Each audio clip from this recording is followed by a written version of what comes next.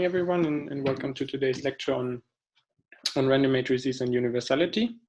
So maybe before we start, I just recall what we were up to. So we were in the middle, or well, we started preparing the Proof of Theorem 315, and yeah, I just want to quickly recall it so that we're all on the same page. So beta was bigger than 0. We had a lambda in this set sigma n, so the entries were all increasing. And yeah, so then there was the conclusion was, or what we wanted to prove, or what we will prove today, is that there exists a unique strong solution of the following system. So actually it's vector valued, and its paths are all continuous. And yeah, this is a solution of the following system. Lambda I, everything has a t, 2 beta n dbit.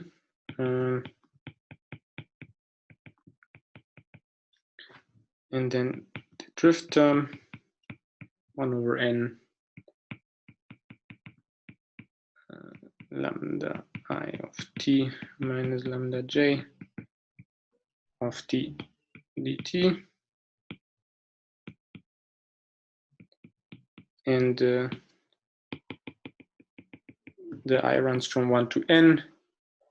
And yeah, cos to lambda 0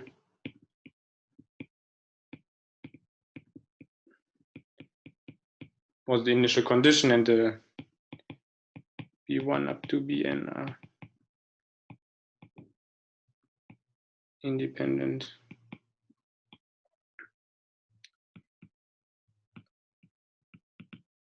Brownian motions.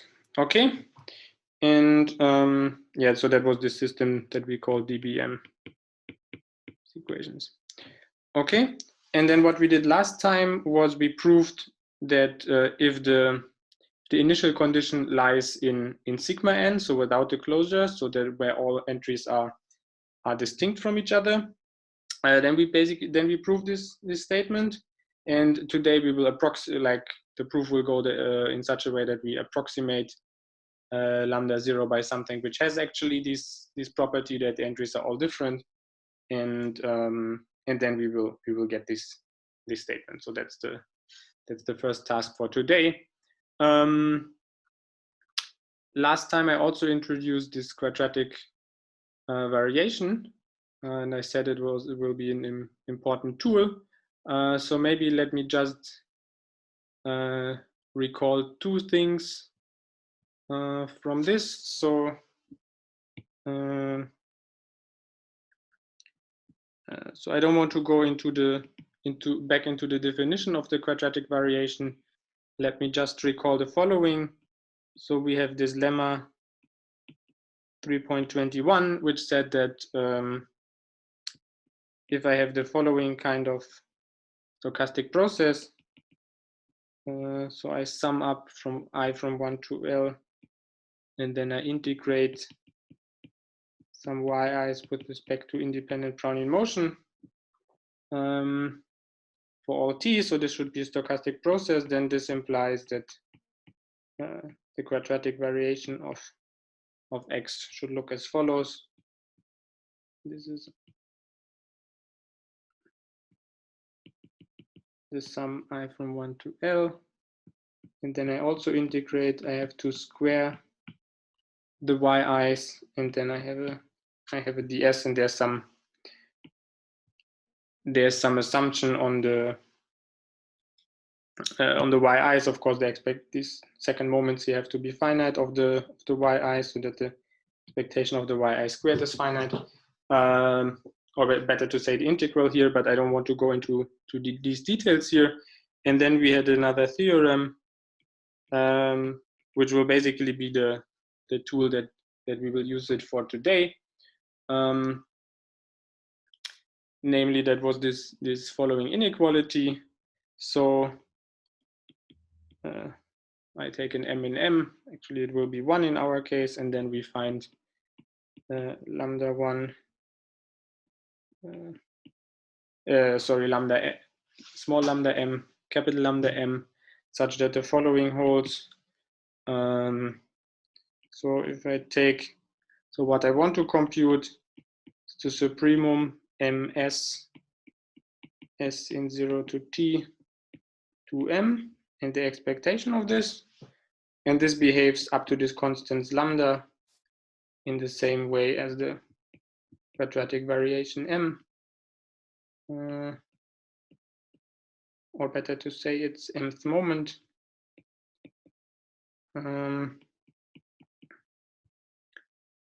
And that will be the way we will use it. T m small equal. Okay, and then for any continuous martingale ms or mt, t bigger than 0, and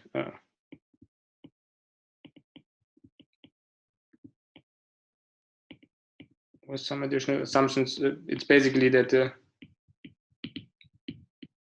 you can all check them from last week's lecture. So these assumptions were basically that the m0 had to be 0, and that the second moment should all be finite.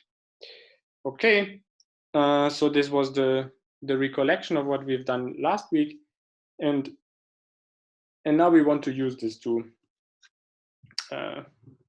actually prove this theorem 3.15, including the other preparations that we did over the last 2 weeks, I guess. So there was this, as I said, it's one lemma which proved the existence when the initial condition is in sigma and not in its closure. And then we also had this statement that was lemma 317, I guess, which gave us this ordering that if we have initially, we had ordered initial conditions, in the sense that we had 2 initial conditions which were interlacing in some sense, and then if we let it evolve according to these dynamics, then this order is kept. Okay, so yeah, as I already announced, let's go into the proof of theorem 315.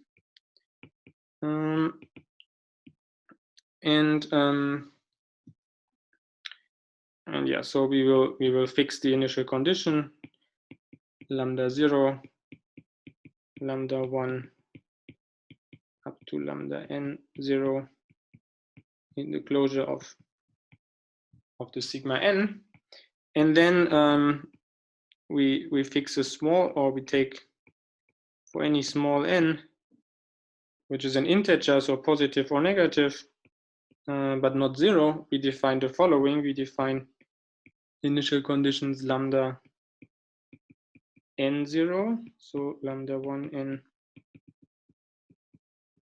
and lambda nn.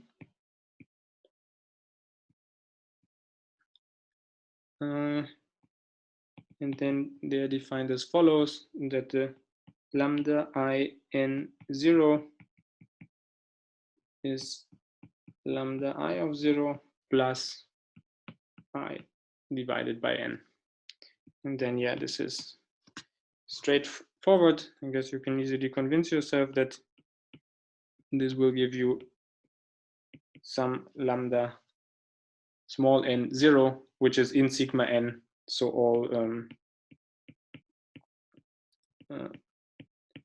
all its entries are distinct and strictly increasing.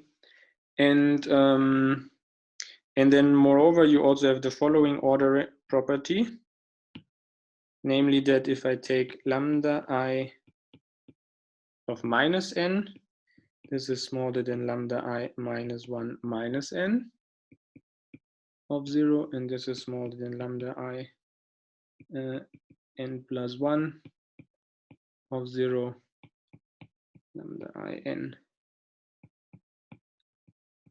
of 0 for all well, positive integers, I guess.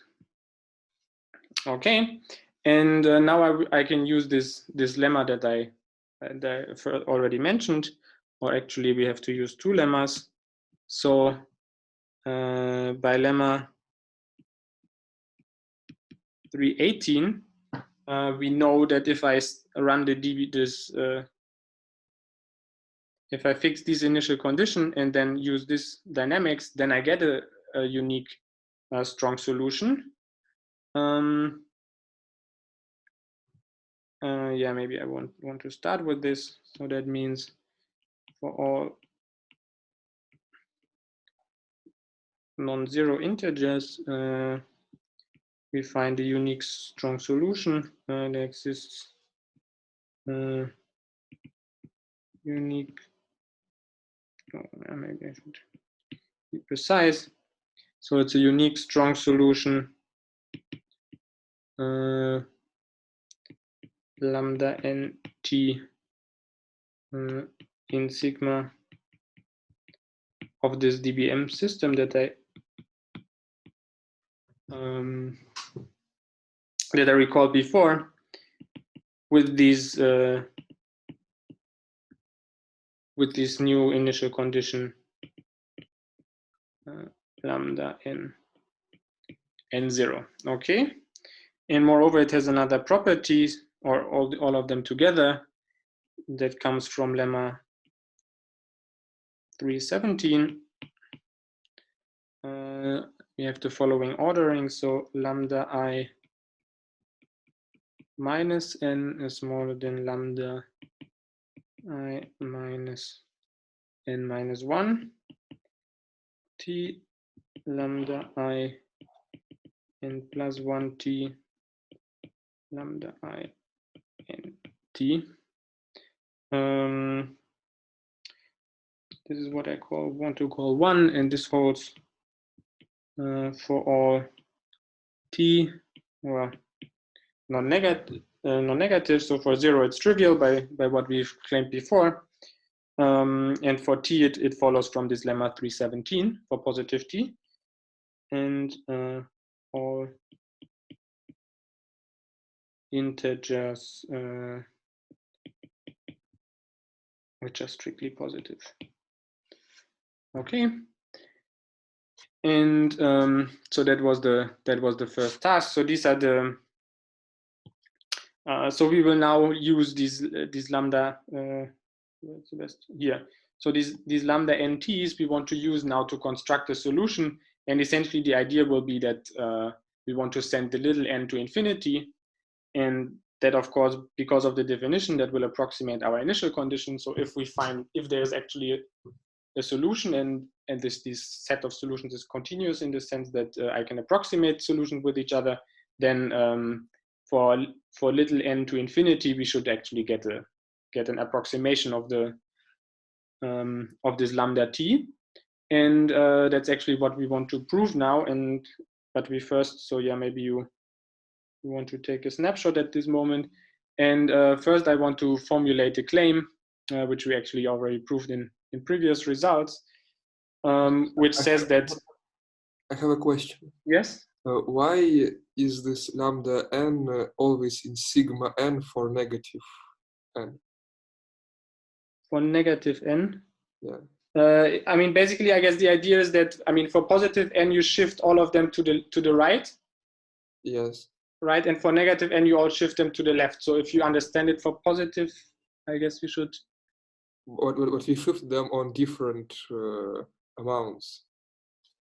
Can you repeat the question? So you use this definition, right? And then your n is negative? Yeah, because for positive, we shift like bigger numbers for bigger amount, right? Yes. And for negative, we shift bigger numbers more to the left. Like we decrease them more than small. Okay. Well, let's try to think it over. So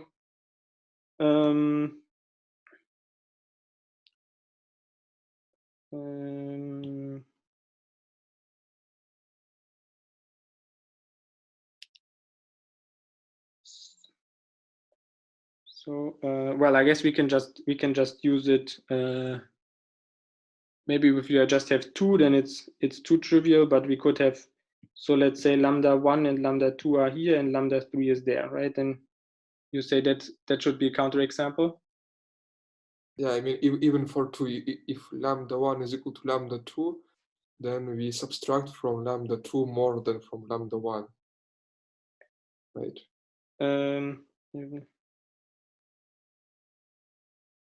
Okay, so can we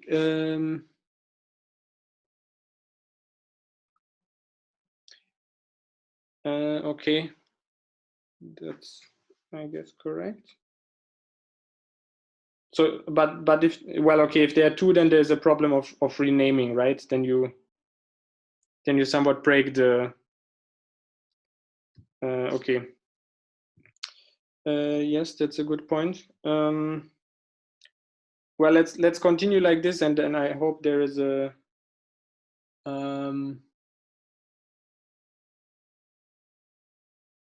well, I guess I guess one can fix it in a way like this, that if the n is negative, then you do something like this, so it's n minus n over n or something, but that might not be what we want.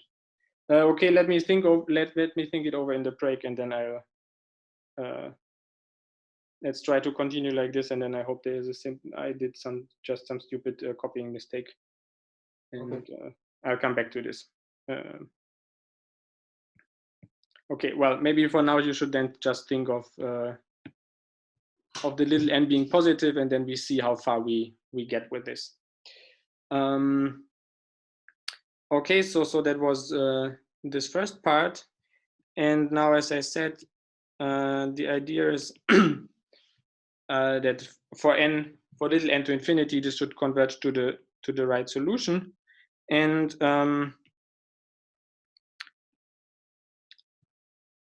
the first claim I want to use is essentially an estimate on the sum of 2 of these families, so lambda I n and lambda I m at time t, and then one can compute this derivative, this time evolution, and it actually determined by the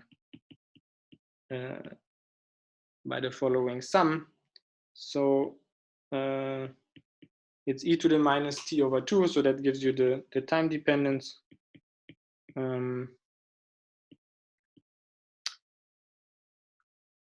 That gives you the time dependence, and then it's the rest is just determined by the initial condition, and here the t is non-negative, and yes.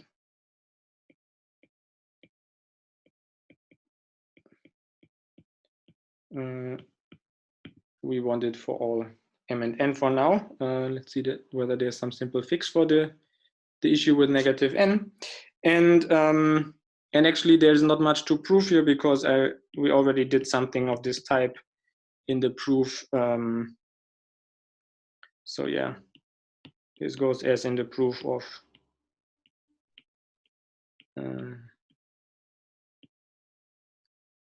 lemma. Well, I think it was even in some claim 2.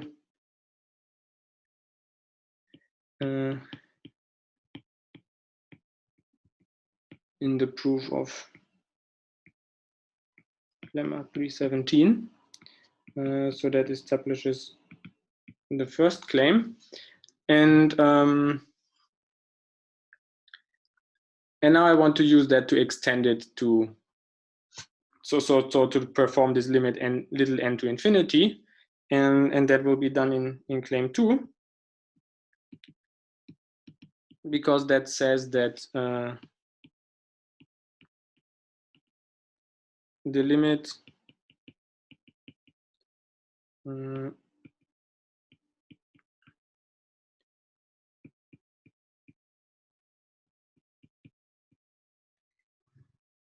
little n t exists. So and yeah, here I mean it should be, we should be able to go with n to plus infinity or to minus infinity, and that should give the same limit. Yeah, and the convergence is uniform in T. It's uniform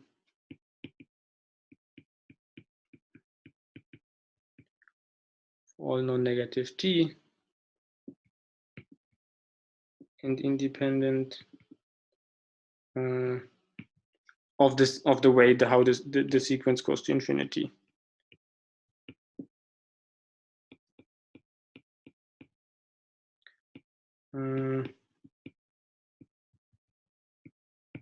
And then it's already clear that at least we get something continuous. And then of course the values could be in or there in the closure of sigma n. Okay, and how do we do that? Well, so from this claim 1, we can conclude something about the L1 norm.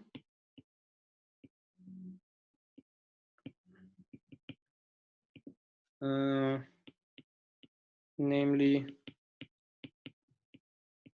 the following, so that the L1 norm is decreasing with this exponential factor, and initially we have this convergence. So this is actually what I want to call 2. Since all summons lambda int minus lambda imt, they have the same sign.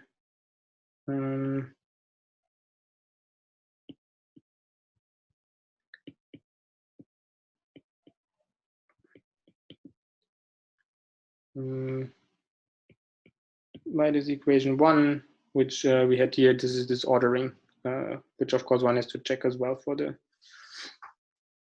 negative n.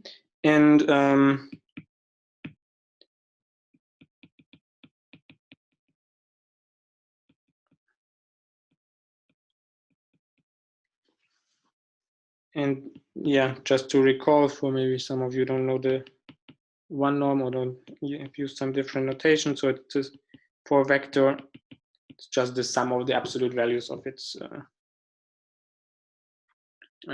entries. Okay, and yeah, from this we can then kind of for small n. So when t is 0, then of course we know that these things here have to converge, because or this is in some sense, this will be defined as some kind of Cauchy sequence for n to infinity, just by the definition of the lambda n's, and then this inequality will also transport this convergence also to positive times, and even uniformly, because one has here this contracting factor. Okay, so what do I claim now? So of course we know that if I take the limit when little n goes to 0, that converges to ln, and this convergence is independent of the sequence, because yeah, that's easy to see just by the definition of this lambda n. Independent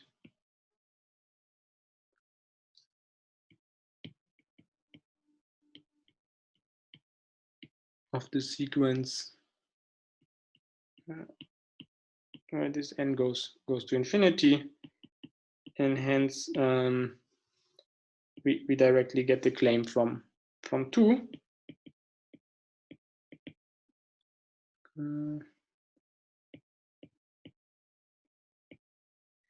implies implies claim 2. So we have this uniform convergence, and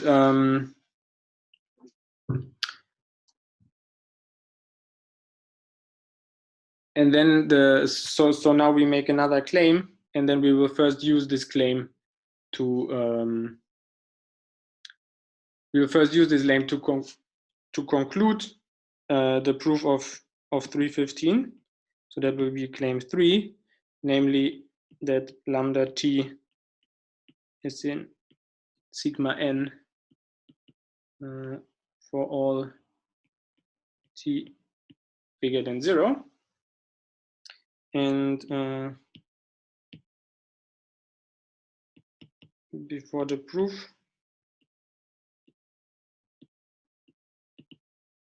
of claim 3, we use it to conclude actually the proof of this theorem.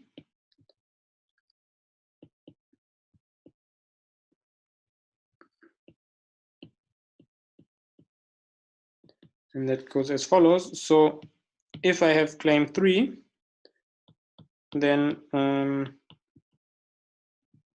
I get that for every positive t0, we have a solution of the DBM dynamics. So you can write it like this. So for any positive t0, this is a solution or unique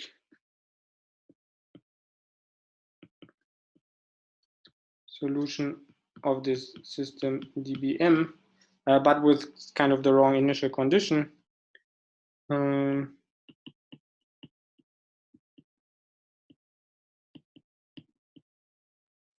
With initial condition lambda t0,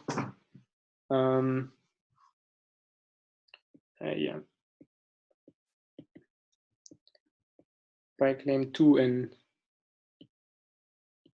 lemma 318. So that's because the lambda, maybe I should notice this. So this we know now, this lies in sigma n. So for this we can get a solution, and then and from this we get that the lambda t0, so lambda t is a solution of the other system by continuity.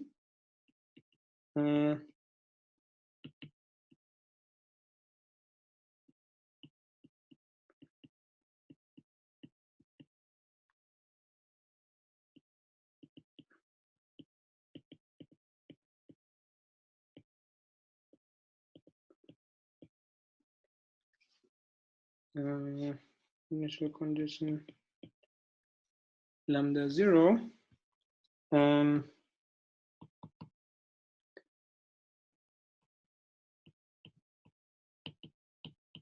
By the continuity of lambda t from claim 2. So yeah, you send the t0 to 0.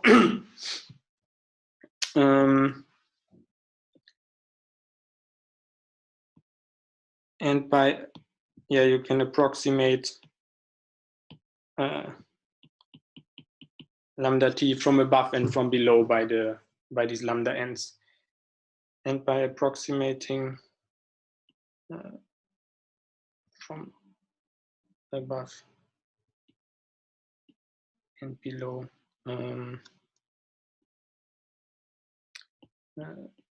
by lambda n t and lambda mt. So how do I want it? I think above is then n is positive and m is negative. So that's we still have to fix then.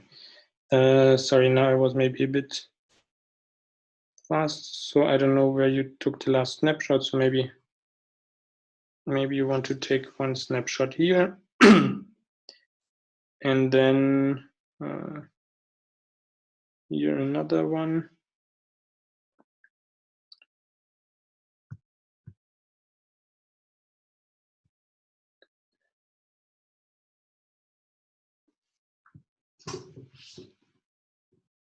And then maybe this is the last one. And then so the rest of the proof will just it's still a bit of work to prove this claim 3.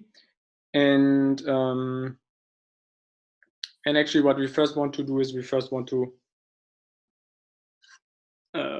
derive yet another claim, or we want to reduce the proof of claim 3 to another claim, which will come in a bit. So yeah, just to write down what I said. So what remains is the proof of claim 3.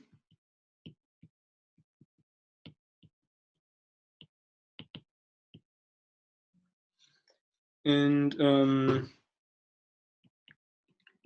to that end, I assume that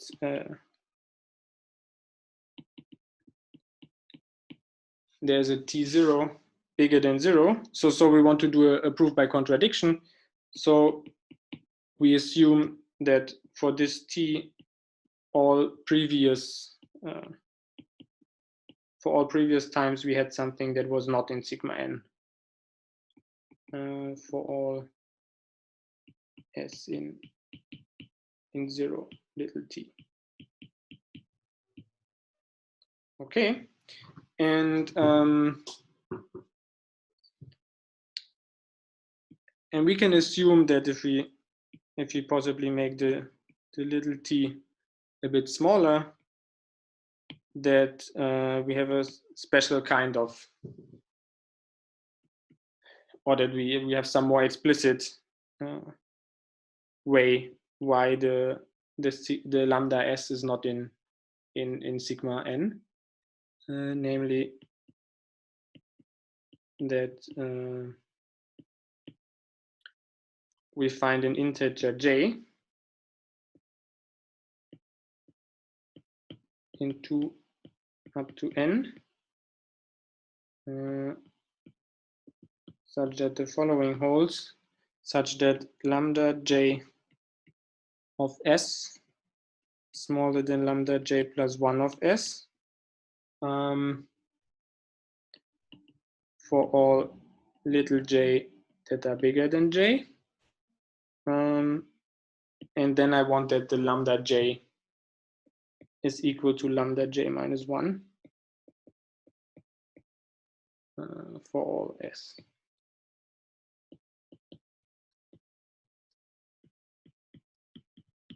S in 0 to t.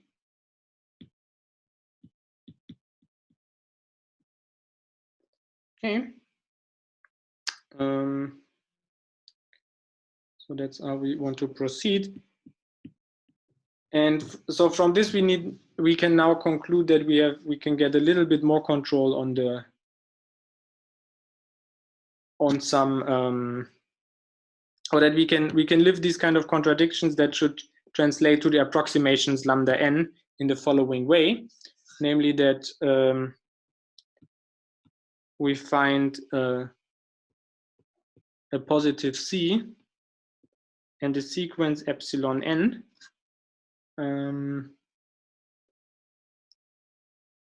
yeah, well, maybe I write it like this,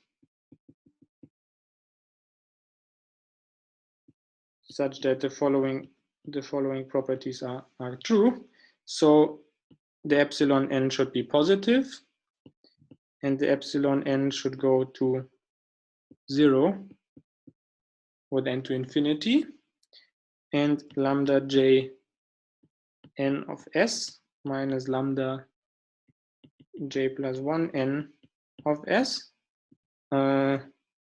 This has a lower bound for all s, whereas lambda j n s minus lambda j minus 1 n at s is smaller than epsilon n for all integers that are sufficiently large. And all positive times, and all times up to t. Okay, and now we have a question. Now we want to use this to get a contradiction, and the contradiction will come from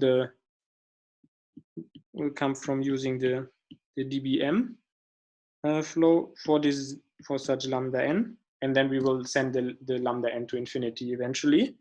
But let's first write it out in an integrated form. So it's lambda nj, lambda jn at 0, plus, and then there's the diffusion term, Brownian motion time t, minus the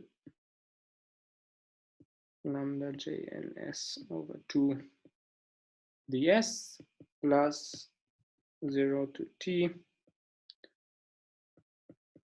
1 over n sum over little j different from capital J,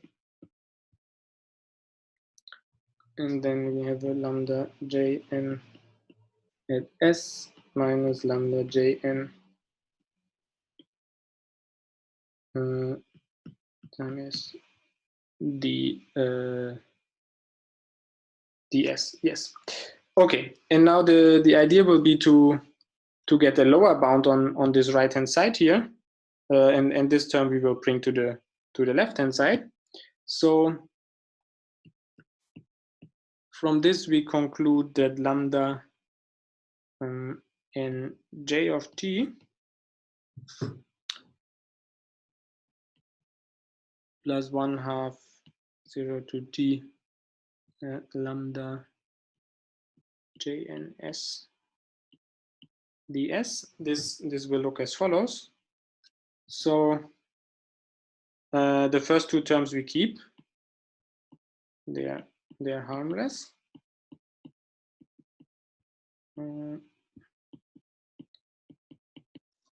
Gt plus, and then for these terms here we distinguish. So first of all there are many positive terms, namely when the little j is when the little how do we do it? Yes, there are many positive terms, namely when the little j is smaller than the j. So this we can forget about, and we only want to keep the other terms. So there is well, there are two important terms. One term which we want to keep is the one when little j is j minus 1. This term is actually also positive, but that will be huge. So that this term we want to keep. So that looks like this. S ds. And then there are the other terms. So 1 over n sum j bigger than j.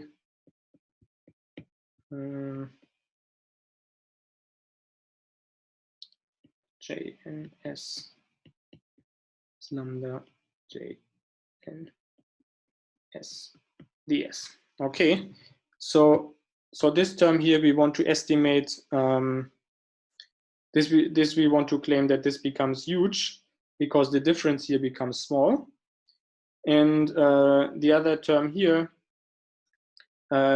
this will be in some sense bounded, at least bounded in little n. So how does that look like? So this looks like, so the first things we keep, beta n bjt plus, then I have t over n epsilon n inverse minus c n minus j. Okay, so that comes just from, these are n minus j many summons. I use this here to estimate the second part here, and this here to estimate the first thing here. And now I can let the little n go to infinity. This of course converges to the initial solution. This here is independent of little n. This is also independent of little n, and there's just this little n dependence. And this will then go to infinity. So from this, we conclude that lambda j n t plus the other thing, lambda n j s ds. This goes to infinity, that's so to plus infinity, when n goes to plus infinity. And this actually happens in an almost sure sense.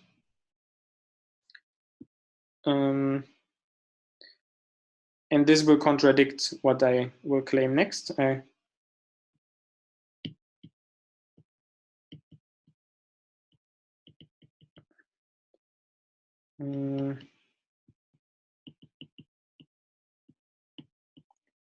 So I just want to formulate the claim, and then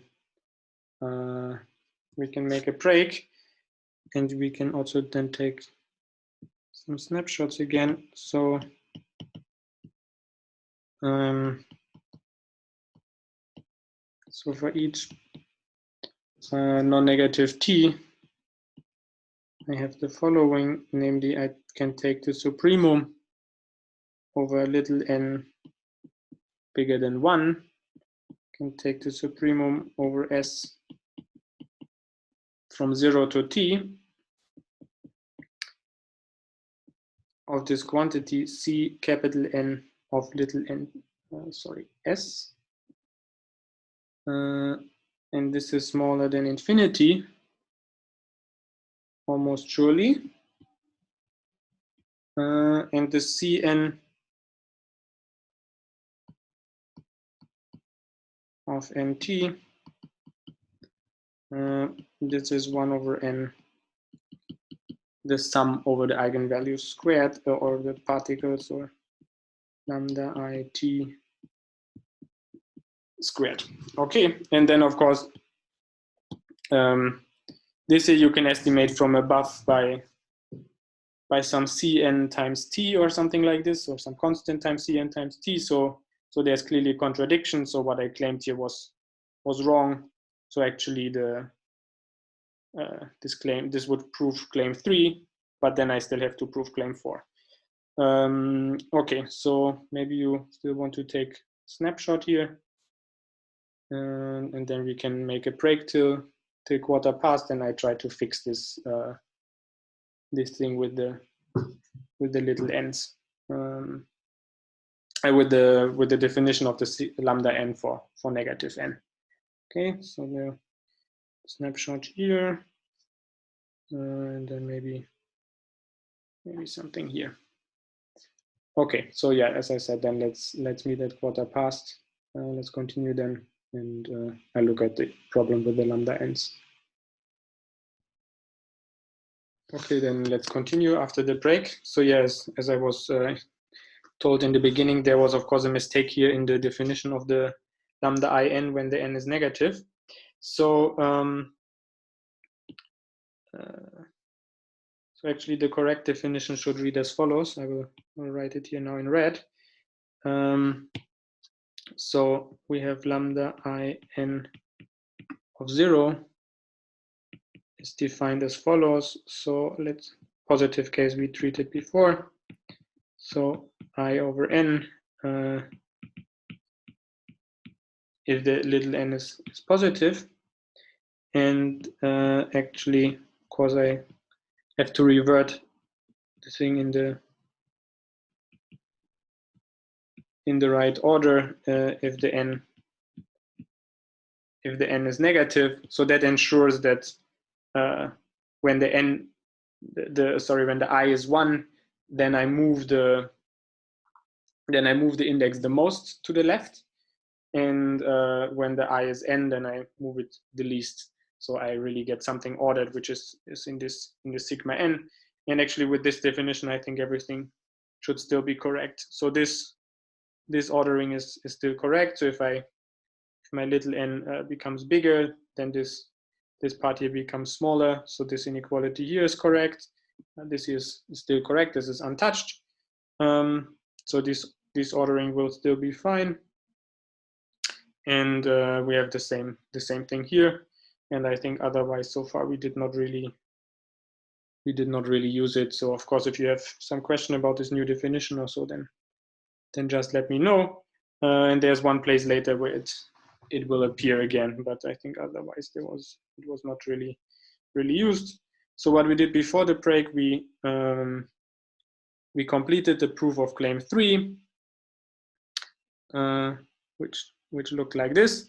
We completed it up to claim 4. So yeah, claim 3 said that really for strictly positive t, the lambda t lies in the set sigma n without any closure.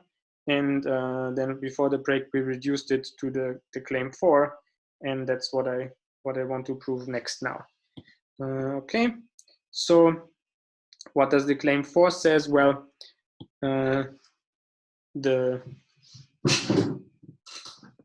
some sense, the Cn measures how far or how big the average eigenvalue is, or the average particle averaged over all indices lambda over all I, so I from 1 to n. And now we have here little n because for that we have a bit more control. We know that all its entries are different from each other all along the flow. And that's like the rest of the proof of theorem 3.15 will now be devoted to establish this claim 4. And because of that, we will have the following. So by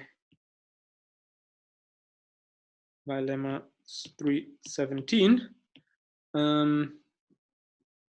we know that the eigenvalues are ordered. Well, we already said it before. And then it's bigger than lambda I m s for all I and all m bigger or equal to m.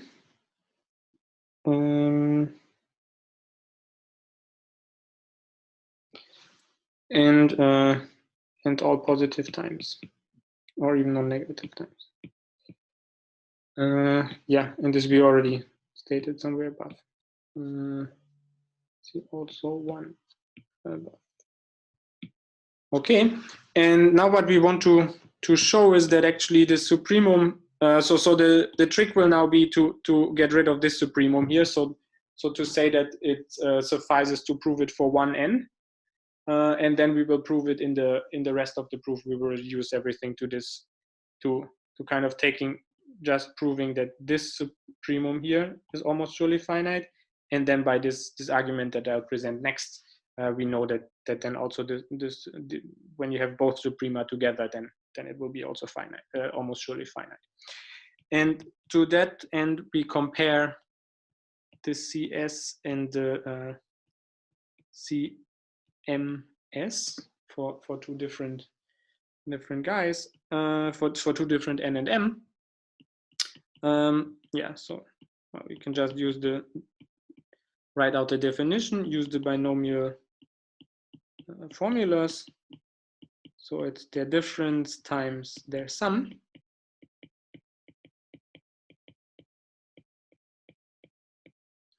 But now we know that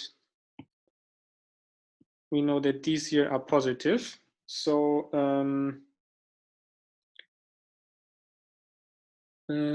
these here are positive, exactly, and then I can use the triangle inequality to get the following thing. So it's lambda I n s minus lambda I m s times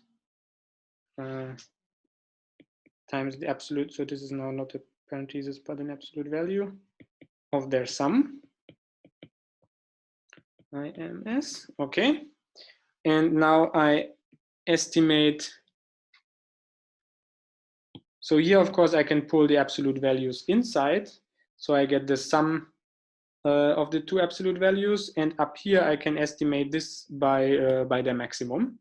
So it's 1 over n I from 1 to n. Sorry. As I said, first I want to have the maximum. I runs from 1 to n over the difference. lambda I n lambda I m s, and then I have the 1 over n, the sum of these two absolute values, lambda I m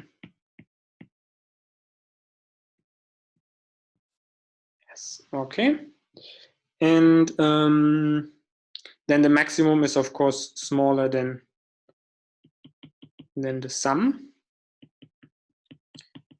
lambda I s minus lambda I m s. Easy like this, and then I use Cauchy-Schwarz inequality. Should mark it here for the second.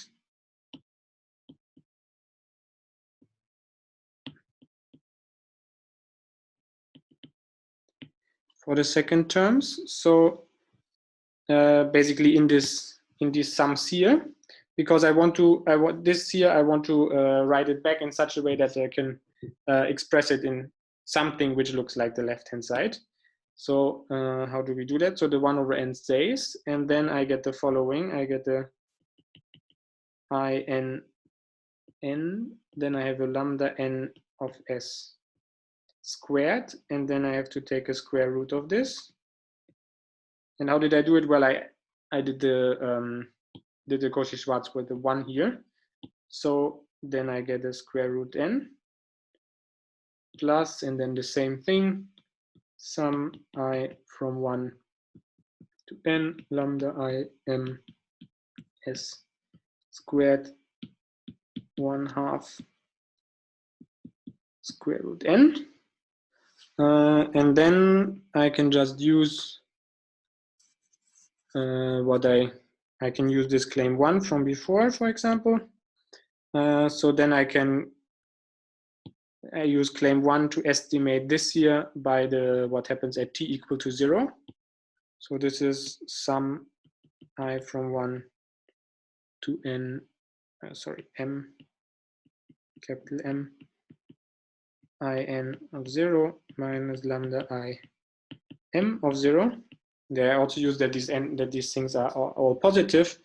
And then here in the end, I get the Cn little n s square root plus Cm s square root. Okay, and now I can express everything in terms of the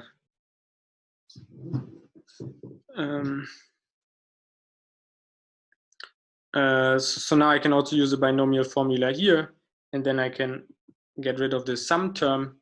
So I get the following, hence Cn n s square root is smaller than Cn m s square root plus, and then there's something which I guess looks like n squared. Here I use that n is bigger than m.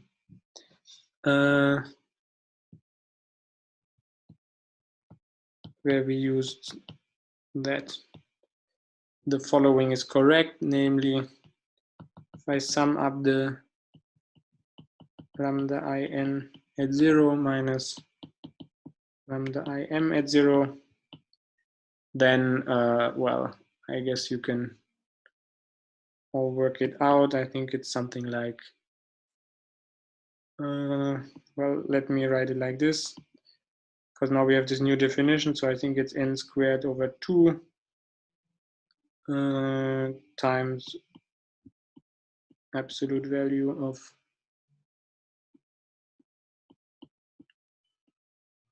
these two, and that's smaller than, well, no, I think it's,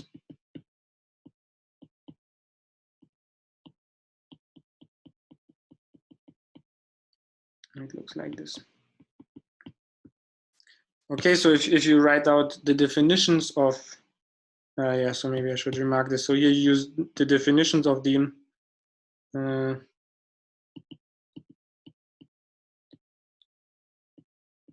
definition of lambda in lambda im 0. And then basically what you end up with is, because the lambda I0 contribution cancels, and then there is some I over n and some I over m, or something which looks like n plus 1 minus I over n. So essentially what you always have to do, you have to sum up the first n natural numbers. So that gives you something like this, and then you still have this absolute value, and this you can estimate by 2, because they're both integers with absolute value at least 2, at least 1.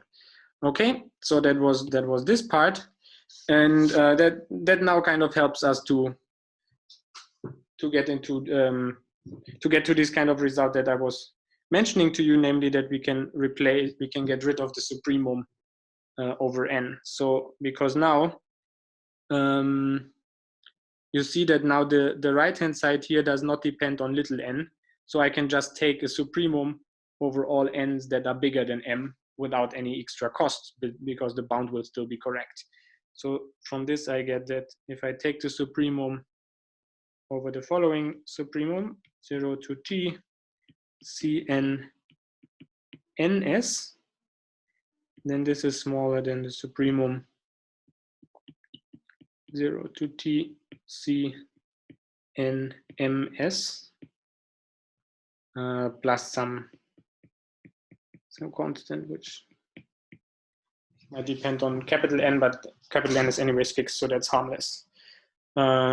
So yeah, maybe I was a bit fast. Now you can maybe take a snapshot here, maybe one here, and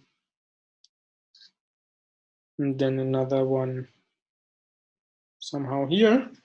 And by these things now we reduced everything to just proving the supremum for some fixed n, and we can just take sorry, for like now this m here is fixed, and we can just take it, well, we can just take any m, and then in the end we can choose it to be 1, and that will be sufficient. So so now we reduced everything to another claim, which will then, I promise you, will be the last claim of this proof. So thus claim 4 follows from the next claim. So this is now claim 5, and as I said, the final claim for the proof of theorem 3.15. So this looks as follows: it's a supremum s over 0 in 0t square root of Cn n s, s small than infinity, almost surely, for each fixed n in z. So actually we only need n to be 1, but well, we can also do it generally. That doesn't make any difference.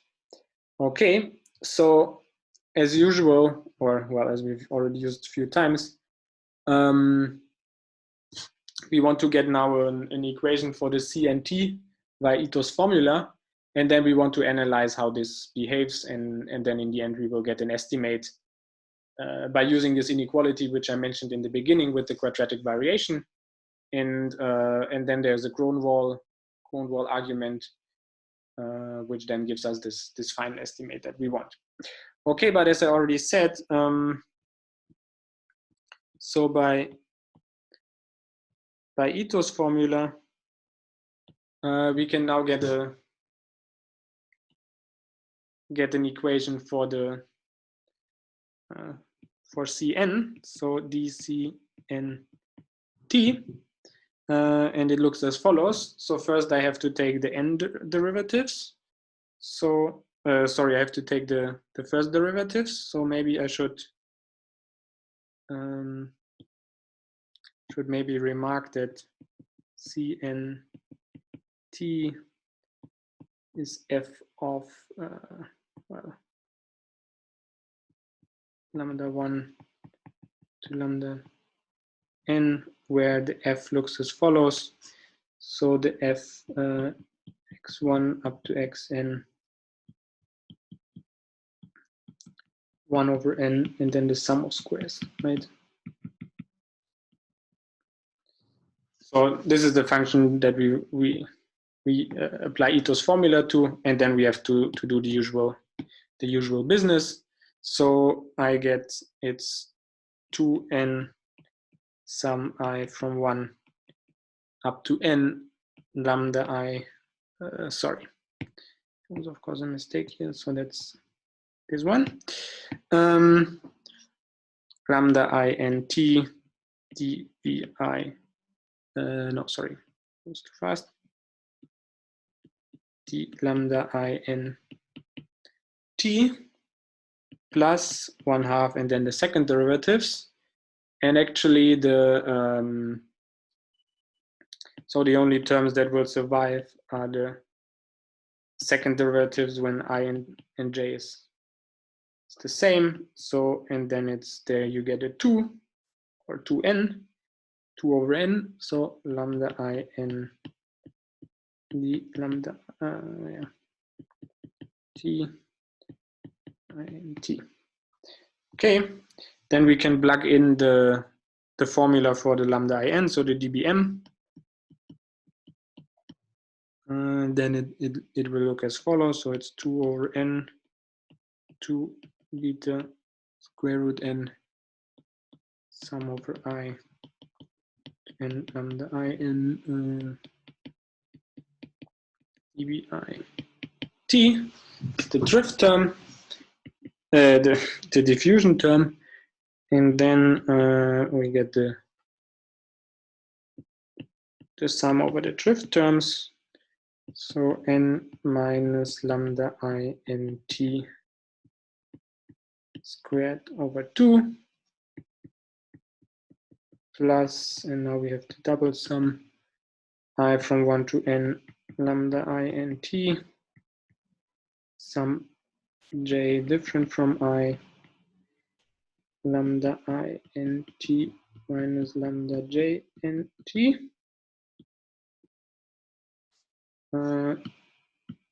dt. So that comes from the first term, and then we can write it a bit below, 2 beta n dt, and this comes from this this last term here.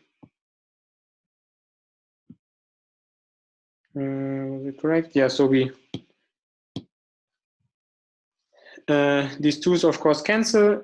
Then there is only here the Brownian motion term survives, which has this coefficient. I take it twice. Then I have another 1 over n, but that cancels with the sum. So that's the term that we have here.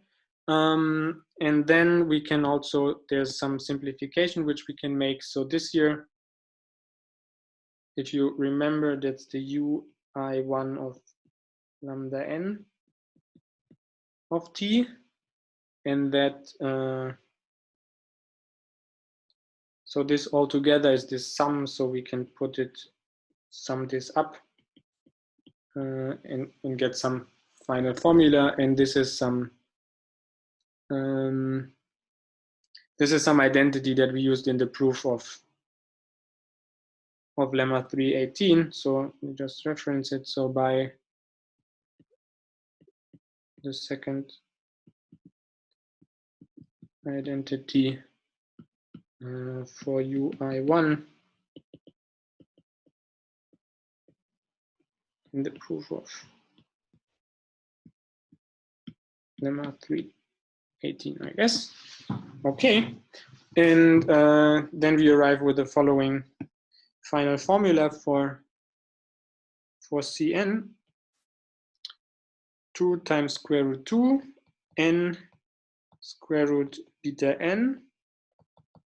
We sum up I from 1 to n lambda it dbit, and then the only thing survives here. So if you stare at this here for a bit, then you realize that that's actually just Cn with a minus. So plus minus Cn t plus then, well, you can put this factor, and this here together. And also we can collect this factor here. So then if didn't do a mistake, it's 1 plus minus 1 over n plus 2 beta n dt. Okay, so that's the formula for Cn. And yeah, actually there's one good feature about this formula, namely this minus Cn term, which should actually avoid that it becomes too large, but actually in the proof you will see that we don't really need it. So we don't need to use this kind of fine mechanism. There's a, well, somewhat simple argument that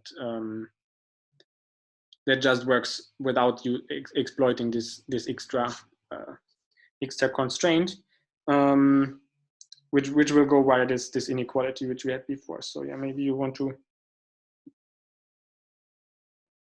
take a snapshot now. And yes, so now we want to write this differential type equation for the Cn in an integral form, and then estimate things and use this inequality that we saw before, which relates the supremum over a martingale with its quadratic variation. Okay, so let's continue here then. So I want to rewrite this as I already said. So I will introduce a dn now to make things a bit shorter. That will be Cn0 plus 1 minus 1 over n plus 2 beta n t. So that's basically the c term, and then the integral over these constant terms here. So with this notation, we get the following. So Cn nt is equal to d nt minus, then I have the integral over Cn, but this is positive, so that will not harm, because we want to get now an upper bound on this right hand side.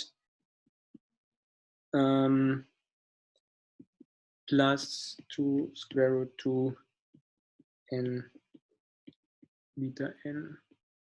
That's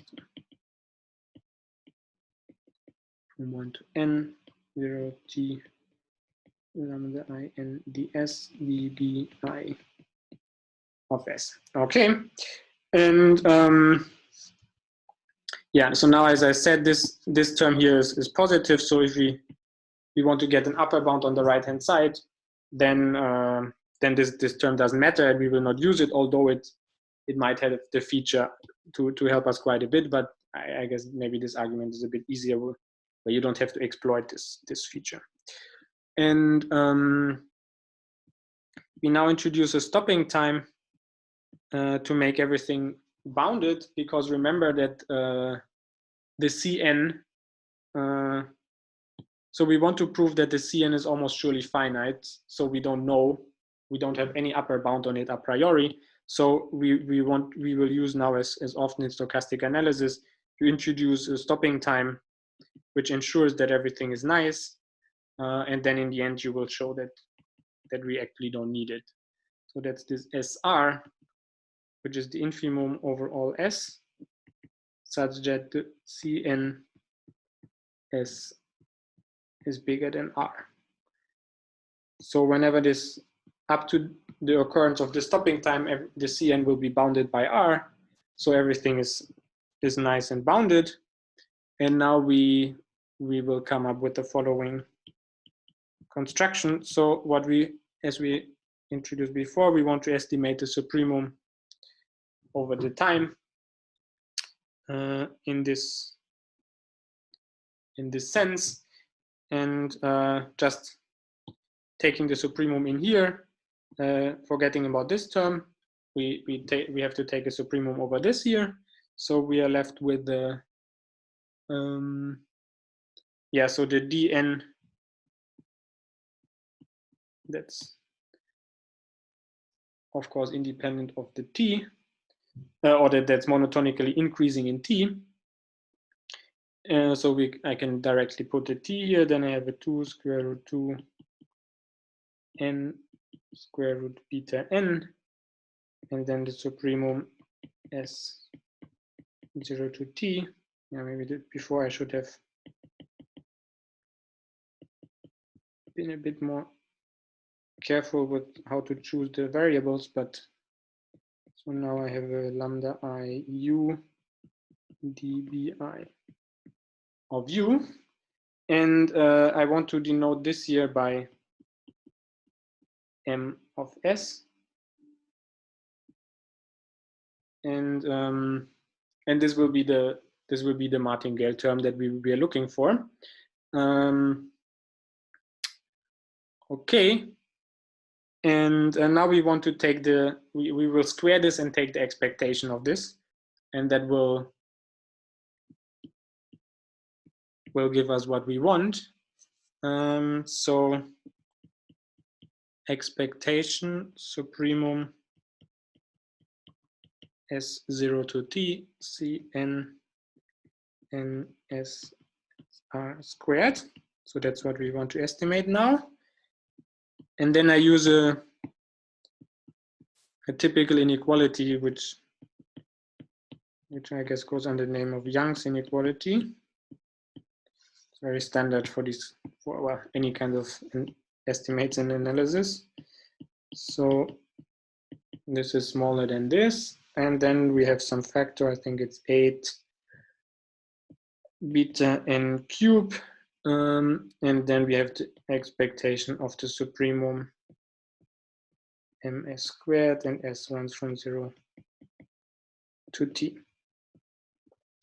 Okay, and this here is of the form where we can use the inequality for the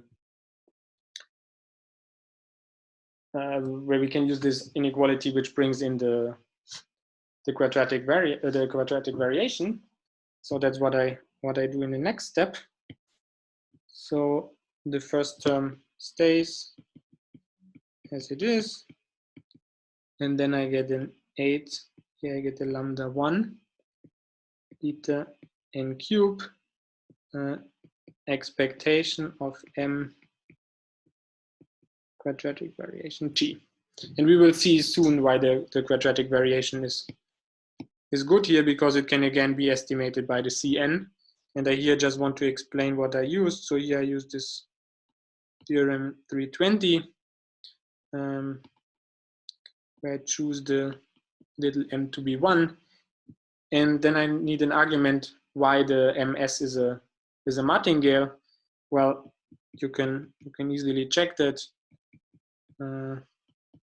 ms is a martingale by using this old lemma where we can control the stopping time.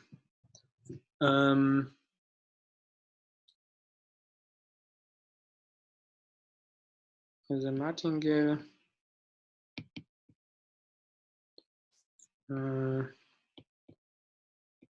by lemma 314 that gave us how to integrate with respect to a stopping time, and by this other lemma which gave us that an integral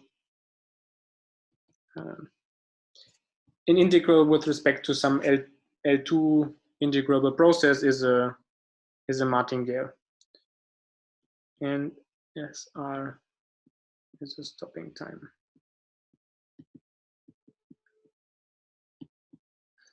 Okay, and so that means what we have to compute now is this quadratic variation, and for that we can use the lemma that I recalled in the beginning of the lecture. So that was this lemma 321, which gave us precisely a way to compute the quadratic variation.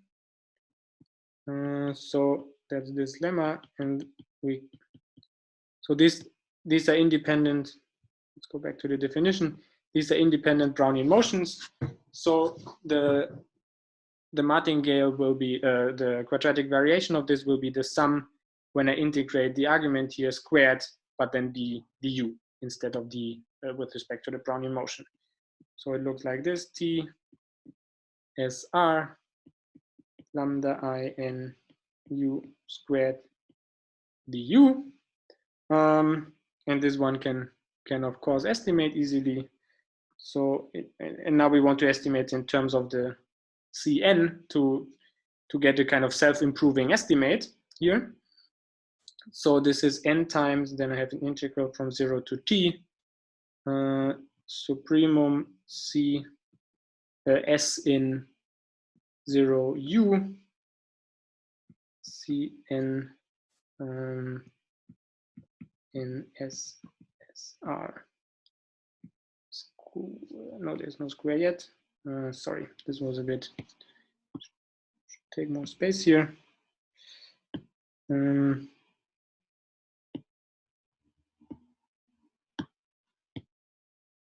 then du. So that's already almost of the form that we want. And the goal will be that we rewrite this estimate here, so this estimate, in such a way that this, something like this, appears also on the right hand side again, but with a very, with a small coefficient, such that this is somewhat a self-improving estimate, in the sense that if I get a good estimate on this right hand side here, then I will improve the estimate here, and then I can plug it back. And such kind of arguments, they usually go via the Grunwald lemma. So yes, sorry, maybe you want to take another snapshot here. Yeah, maybe like this. And yeah, so now what we want to do is we plug in this quadratic variation estimate in the other, in what we had before. So I get that this is the expectation of the supremum s in 0t Cn ns sr squared, smaller than the first term does not change, dn nt squared, plus, and then I have this other thing here, 8 lambda 1, then I have a beta n squared, because 1 n cancels, and I can use Fubini to exchange integral and expectation in the t and the u integral. So I get a supremum s in 0 u c n n s s r du. So I have almost what I want, except that I need a square here.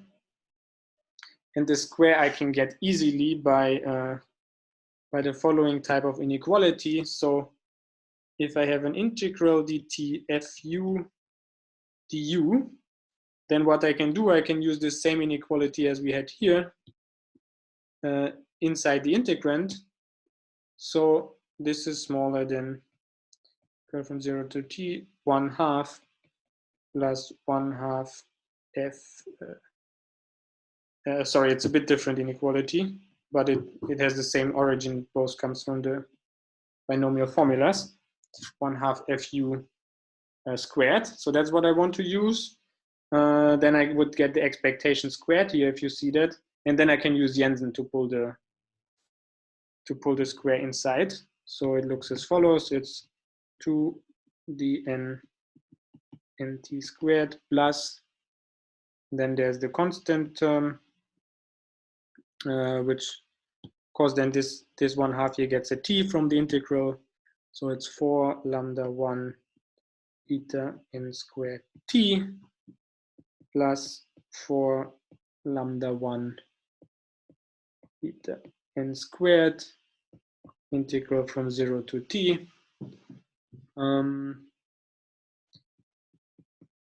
Expectation supremum Cn n s squared u s in 0 u. Okay, and then yes, I already said then I use Kronwall's lemma, and I will recall it. And I'm not sure. Are you all familiar with the Kronwall lemma, or there are different versions of this? So I should recall which version I want to use here. So I want to have the following kind of estimate. So I have a function ft that I want to estimate, and then it's estimated by some function alpha t plus an integral over ft, f of s ds. And then if the beta of s is positive, then one can estimate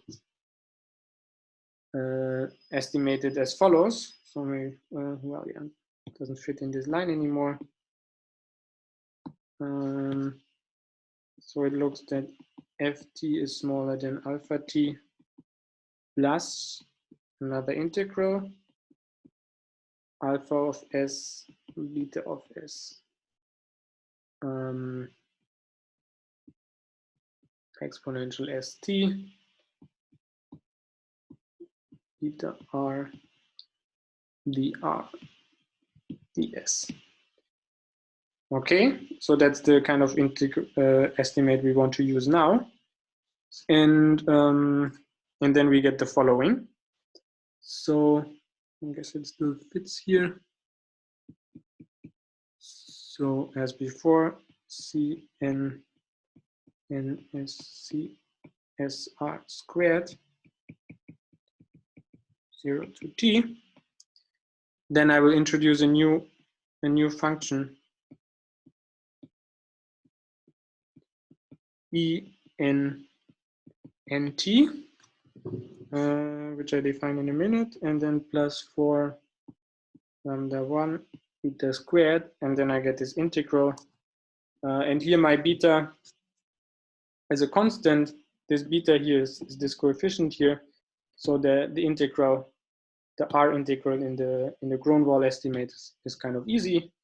So that's exponential for lambda 1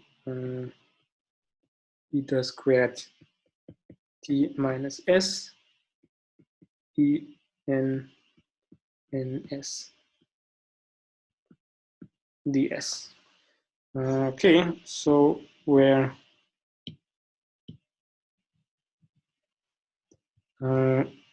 the en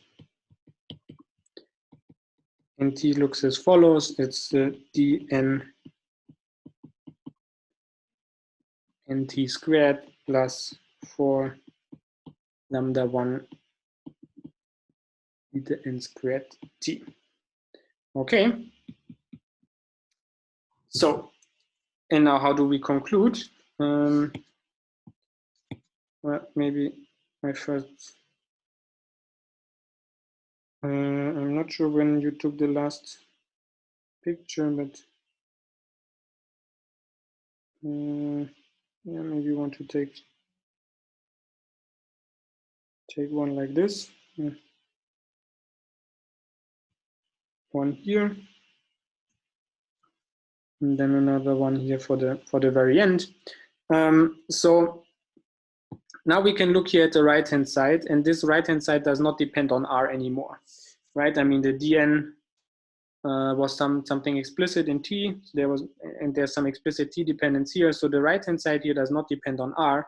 So I can just take the limit r going to infinity, and this bound will still be correct. So it's completely independent of r. So, and then we will actually get an estimate on the expectation of this supremum over Cn, since the right hand side of star is independent of r.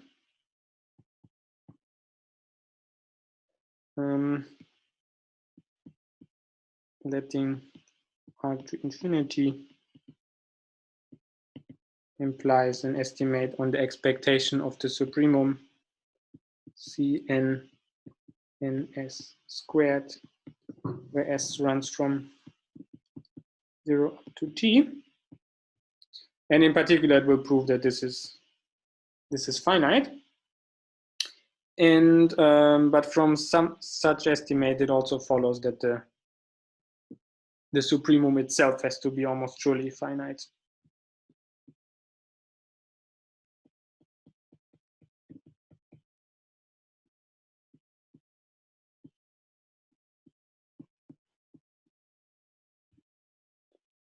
And yeah, so that proves then claim 5. Then we get claim 4, claim 3, and then the whole theorem. So maybe the most detailed way to write all of this is to write it like this. It's maybe the shortest way, and then yeah, you can take another snapshot, and then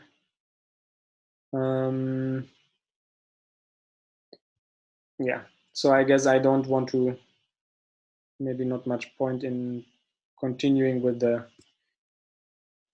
much now.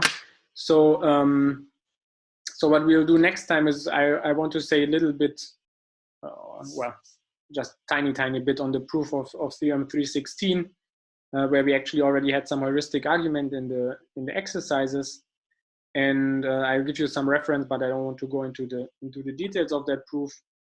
But still, I want to record some small properties of this matrix flow, which was used in theorem 316, and then we will actually start applying this Dyson-Brownian motion to the question of universality. So next time I will state then some information about the edge like state edge universality, and then we will start going into the proof and seeing how the DBM comes in there, and then in the last lectures I try to at least give some ideas of these